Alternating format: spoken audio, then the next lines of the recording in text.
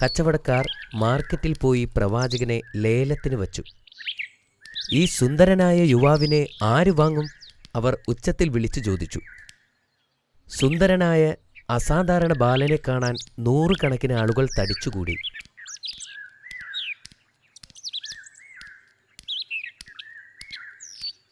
ഈജിപ്തിലെ മുഖ്യമന്ത്രി അസീസ് ഏതാനും വെള്ളി നാണയങ്ങൾ നൽകി നബിയെ ലേലത്തിന് വാങ്ങിച്ചു. കൊട്ടാരത്തിലെത്തിയ ശേഷം നബിയുടെ ചങ്ങലകൾ നീക്കം ചെയ്യാൻ മുഖ്യമന്ത്രി ഭടന്മാരോട് ഉത്തരവിട്ടു. വിശ്വസ്തനായിരിക്കണമെന്നും ഒരിക്കലും നിന്നെ ദ്രോഹിക്കുകയില്ലെന്നും മുഖ്യമന്ത്രി നബിയോട് പറഞ്ഞു. അസീസ് തൻ്റെ ഭാര്യയോട് പറഞ്ഞു, ഇയാളെ ഇവിടെ താമസിപ്പിക്കുക. ഇയാളൊരു ബുദ്ധിയുള്ള യുവാവാണ്.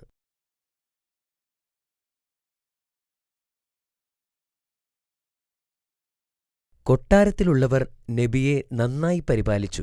എങ്കിലും താൻ ഒരു അഭയാർത്ഥിയാണെന്ന് നബിക്ക് അറിയാമായിരുന്നു.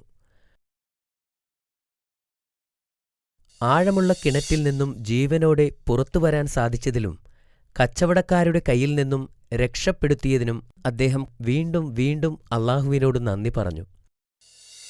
ഇപ്പോൾ അദ്ദേഹം കൊട്ടാരത്തിലെ എല്ലാ സുഖസൗകര്യങ്ങളും ആസ്വദിക്കുന്നുണ്ട്. അദ്ദേഹത്തിന് ധാരാളം ആഹാരസാധനങ്ങളും ലഭിക്കുന്നുണ്ട്. എന്നാലും സഹോദരന്മാരും മാതാപിതാക്കളും അടുത്തില്ലാത്തതിനാൽ വളരെ ദുഃഖമുണ്ടായിരുന്നു. തൻ്റെ ആഹ്ലാദകരമായ പെരുമാറ്റം കൊണ്ട് നബി എല്ലാവരുടെയും ഹൃദയത്തിൽ ഇടം നേടി. മുഖ്യമന്ത്രിയുടെ ഭാര്യയുടെ വ്യക്തിപരമായ ശുശ്രൂഷകനാകുകയും ചെയ്തു. അവർ കണ്ടിട്ടുള്ളതിൽ വച്ച് ഏറ്റവും നല്ല മനുഷ്യനായി യൂസഫ് നബിയെ കണ്ടു. ആളുകൾ നബിയുടെ സൗന്ദര്യത്തിൽ ആകൃഷ്ടരായി. നബിയുടെ മുഖത്ത് പ്രതിഫലിക്കുന്നത് ആത്മാവിൻ്റെ വിശുദ്ധിയായിരുന്നു. അദ്ദേഹം വളർന്നപ്പോൾ അറിവും വിജ്ഞാനവും നേടി. പെട്ടെന്ന് തന്നെ അദ്ദേഹം നല്ലൊരു പ്രഭാഷകനായി. എപ്പോഴും ജനങ്ങളെ ആകർഷിച്ചിരുന്ന ഒരു വ്യക്തിത്വമായിരുന്നു അദ്ദേഹത്തിൻ്റേത്. യൂസഫ് നബി തൻ്റെ ജീവിതത്തിൽ കണ്ട ഏറ്റവും സത്യസന്ധനും മാന്യനുമായ വ്യക്തിയാണെന്ന് അദ്ദേഹത്തിൻ്റെ യജമാനൻ തിരിച്ചറിഞ്ഞു. കുറച്ചുനാൾ കഴിഞ്ഞ് അദ്ദേഹം ഭവനഭരണത്തിൻ്റെ മേലധികാരിയായി. മുഖ്യമന്ത്രിക്ക് തൻ്റെ മകനെപ്പോലെയായിരുന്നു അദ്ദേഹം. മുഖ്യമന്ത്രിയുടെ ഭാര്യ സുലൈഖയ്ക്ക് യൂസഫിനോട് ആരാധന തോന്നി. അവർ സംസാരിച്ചുകൊണ്ടിരിക്കുമ്പോൾ പോലും അദ്ദേഹത്തെ ശ്രദ്ധിച്ചുകൊണ്ടിരുന്നു. അപ്പോൾ അവൾക്ക് പ്രവാചകനോടുള്ള അഭിനിവേശം വർദ്ധിച്ചു. പ്രവാചകനോടുള്ള ഭ്രാന്തമായ സ്നേഹത്താൽ അവൾക്ക് ഉറക്കമില്ലാത്ത രാത്രികളായി. സുലൈഖയ്ക്ക് തൻ്റെ ആഗ്രഹങ്ങളെ പിടിച്ചു നിർത്താൻ കഴിഞ്ഞില്ല. ഒരിക്കൽ പ്രവാചകൻ കിടപ്പറയിൽ ഒറ്റയ്ക്കായിരുന്നപ്പോൾ അവൾ നബിയെ ചുംബിക്കാൻ ശ്രമിച്ചു. യൂസഫ് നബി അല്ലാഹുവിന് കീഴ്പ്പെട്ടവനായിരുന്നു. അദ്ദേഹം അവളെ വിട്ടുപോയി. പ്രവാചകന്റെ നിരസനം സുലൈഖയുടെ ആവേശമുയർത്തി. വാതിലിനു നേരെ നീങ്ങുകയായിരുന്ന നബിയെ പിന്തുടർന്ന് അദ്ദേഹത്തിൻ്റെ കുപ്പായത്തിൽ കയറിപ്പിടിച്ചു. അദ്ദേഹത്തിൻ്റെ കുപ്പായം കീറിയെടുത്ത് കീറിയ കഷ്ണം തുണി അവളുടെ കയ്യിലുണ്ടായിരുന്നു. പെട്ടെന്ന് വാതിൽ തുറന്ന് അവളുടെ ഭർത്താവും ബന്ധുക്കളും അവിടെ എത്തി. അവൾ ഭർത്താവിനെ കണ്ടപ്പോൾ വക്രതയുള്ള ആ സ്ത്രീ അവളുടെ സ്വരം മാറ്റി കയ്യിലിരിക്കുന്ന കീറിയ തുണിക്കഷ്ണം ഉയർത്തിക്കൊണ്ട് ഇങ്ങനെ പറഞ്ഞു, ഈ മനുഷ്യൻ എന്നെ പിടിക്കാൻ ശ്രമിച്ചു. നിങ്ങളവനെ ഇപ്പോൾ തന്നെ തടവിലാക്കണം. അവൾ പ്രവാചകനെ കുറ്റപ്പെടുത്താൻ ശ്രമിച്ചുകൊണ്ടിരുന്നു. എന്നാൽ പ്രവാചകൻ അത് നിഷേധിച്ചു. ഇവളാണ് എന്നെ കയറിപ്പിടിച്ചത് എന്ന് അദ്ദേഹം പറഞ്ഞു. അസീസും കൂടെയുണ്ടായിരുന്നവരും ആരാണ് സത്യം പറയുന്നത് എന്നറിയാൻ അദ്ദേഹത്തിൻ്റെ കുപ്പായം പരിശോധിച്ചു. കുപ്പായത്തിൻ്റെ പുറകുവശമാണ് കീറിയതെന്ന് അവർ കണ്ടെത്തി. അപ്പോൾ മുഖ്യമന്ത്രി ഇങ്ങനെ പറഞ്ഞു, യൂസഫാണ് നിന്നെ ആക്രമിച്ചതെങ്കിൽ കുപ്പായത്തിൻ്റെ മുൻപിൽ കീറുമായിരുന്നു. യൂസഫിൻ്റെ കുപ്പായത്തിൻ്റെ പിന്നിലാണ് വിള്ളലുള്ളത്. തൻ്റെ ഭാര്യ കള്ളം പറയുന്നതായി അസീസ് തിരിച്ചറിഞ്ഞപ്പോൾ തൻ്റെ ഭാര്യയുടെ മോശമായ പെരുമാറ്റത്തിൽ മുഖ്യമന്ത്രി പ്രവാചകനോട് ക്ഷമ ചോദിച്ചു. എന്നിട്ട് അദ്ദേഹം തൻ്റെ ഭാര്യയോട് മാപ്പ് തേടാൻ ആവശ്യപ്പെട്ടു. ഈ സംഭവത്തെക്കുറിച്ചുള്ള വാർത്ത കാട്ടുതീ പോലെ പടർന്നു. അവളെ നോക്കൂ, അവരിൽ ചിലർ പറഞ്ഞു, അവൾ അവളുടെ അടിമയെ കയറിപ്പിടിക്കാൻ ശ്രമിച്ചു. മറ്റുള്ളവർ അവളെ പരിഹസിച്ചു ചിരിച്ചു. ആളുകൾ പറയുന്നത് കേട്ട് സുലൈഖ വിഷമിച്ചു. യൂസഫിനെപ്പോലെ സുന്ദരനായ ചെറുപ്പക്കാരന്റെ മുന്നിൽ പിടിച്ചു നിൽക്കുക ഏതൊരു സ്ത്രീക്കും അത്ര എളുപ്പമല്ലെന്ന് അവൾ വിശ്വസിച്ചു. ഒരു വിരുന്ന് നടത്താൻ എല്ലാ സ്ത്രീകളെയും അവളുടെ കൊട്ടാരത്തിലേക്ക് ക്ഷണിക്കാൻ അവർ തീരുമാനിച്ചു. അവളുടെ നിസ്സഹായത തെളിയിക്കാൻ താൻ നേരിടുന്ന അതേ പ്രലോഭനത്തിൽ മറ്റു സ്ത്രീകളെ കീഴ്പ്പെടുത്താൻ അവൾ പദ്ധതികൾ ആസൂത്രണം ചെയ്തു.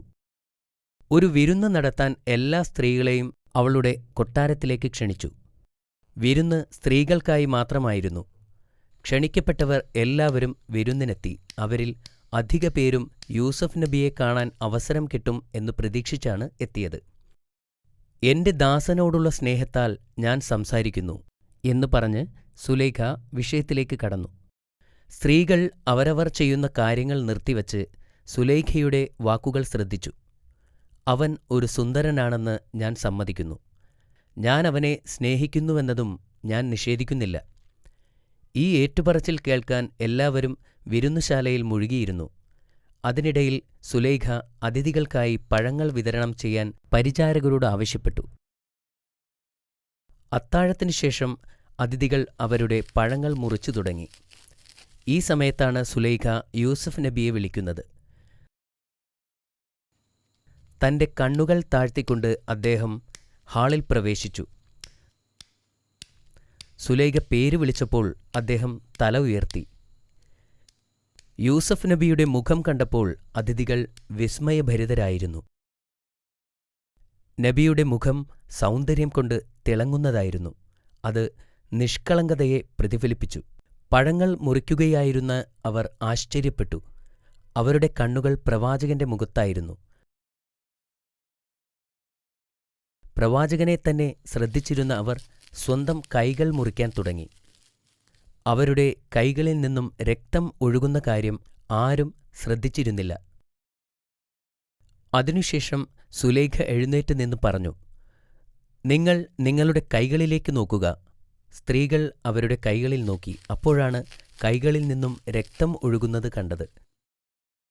അവർ ആ മുറിവുകൾ തങ്ങളുടെ തൂവാലകൾ കൊണ്ട് ചുറ്റിക്കെട്ടി. ഞാൻ അദ്ദേഹത്തെ കുറ്റപ്പെടുത്തുന്നില്ല, സുലൈഖ പറഞ്ഞു തുടങ്ങി.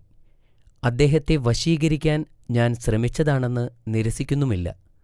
നിങ്ങളും അവനെ കണ്ട് മതിമറന്നു.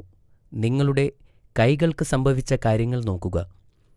അദ്ദേഹം വീണ്ടും എന്റെ കൽപ്പന അനുസരിക്കാതിരുന്നാൽ ഞാൻ അദ്ദേഹത്തെ തടവിലാക്കും എന്നും അവൾ പറഞ്ഞു. പ്രവാചകൻ കുറ്റബോധമില്ലാതെ ശാന്തമായി മറുപടി പറഞ്ഞു, ജയിലിൽ പോകാൻ ഞാൻ ആഗ്രഹിക്കുന്നു. പ്രവാചകൻ കണ്ണുകൾ താഴ്ത്തിക്കൊണ്ട് മുറി വിട്ടുപോയി. ആ രാത്രിയിൽ സുലൈഖ തന്റെ ഭർത്താവിനെ ബോധ്യപ്പെടുത്തി. അവളുടെ മുഖം രക്ഷിക്കാനുള്ള ഒരേയൊരു വഴി പ്രവാചകനെ തടവിലാക്കുക എന്നതായിരുന്നു. മുഖ്യമന്ത്രി ഒരു മകനെപ്പോലെ പ്രവാചകനെ സ്നേഹിച്ചിരുന്നു. യൂസഫ് നിരപരാധിയാണെന്ന കാര്യം അദ്ദേഹത്തിന് അറിയാമായിരുന്നു. യൂസഫിനെപ്പോലെ വിശ്വസ്തനായ മറ്റൊരു മനുഷ്യനെ ഇതുവരെ കണ്ടുമുട്ടിയിട്ടുമില്ലായിരുന്നു. അസീസ് യൂസഫിനെ അറസ്റ്റ് ചെയ്യാനും ജയിലിലടയ്ക്കാനും ഉത്തരവിട്ടു. നിരപരാധിയായ ഒരു മനുഷ്യനെ ജയിലിലടയ്ക്കാൻ അദ്ദേഹത്തിന് അത്ര എളുപ്പമല്ലായിരുന്നു. എന്നിരുന്നാലും അയാൾക്ക് മറ്റൊരു മാർഗവുമില്ലായിരുന്നു. അപ്പോഴാണ് അദ്ദേഹത്തിന് മൂന്നാമത്തെ പരീക്ഷണം നേരിടേണ്ടി വന്നത്. മൂന്നാമത്തെ പരീക്ഷണമോ? അതേ അമീർ, നാളെ അതിനെക്കുറിച്ച് ഞാൻ പറയാം. മാഷാ അല്ലാ, ഇത് വളരെ നല്ല കഥയായിരുന്നു. ഓൾ റൈറ്റ്, ഇപ്പോൾ നമുക്ക് ചോദ്യത്തിലേക്ക് കടക്കാം. യെസ്. ആരാണ് പ്രവാചകനെ ലേലത്തിൽ ഏറ്റെടുത്തിരുന്നത്? അത് മുഖ്യമന്ത്രിയായിരുന്നു. അദ്ദേഹത്തിന്റെ പേരെന്ത്? അദ്ദേഹത്തിന്റെ പേര് അസീസ്. വളരെ ശരിയാണ് മോനെ അമീർ. എന്തിനാണ് പ്രവാചകൻ സുലൈഖയിൽ നിന്നും മാറിപ്പോയത്? നിനക്കതിന്റെ ഉത്തരം അറിയാമോ? അവർ പ്രവാചകനെ ചുംബിക്കാൻ ശ്രമിച്ചതുകൊണ്ടാണ് സുലൈഖയിൽ നിന്ന് മാറിപ്പോയത്.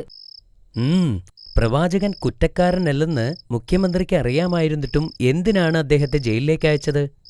പ്രവാചകന്റെ മുൻപിലിരുന്നപ്പോൾ അവരുടെ പ്രലോഭനങ്ങളെ പ്രതിരോധിക്കാൻ സ്ത്രീക്ക് കഴിയുന്നില്ലെന്ന് അസീസിന്റെ ഭാര്യ സുലൈഖ തെളിയിച്ചു. നബിയെ തടവിലാക്കാതെ മറ്റൊരു വഴിയുമില്ലെന്ന് അസീസിന് തോന്നി.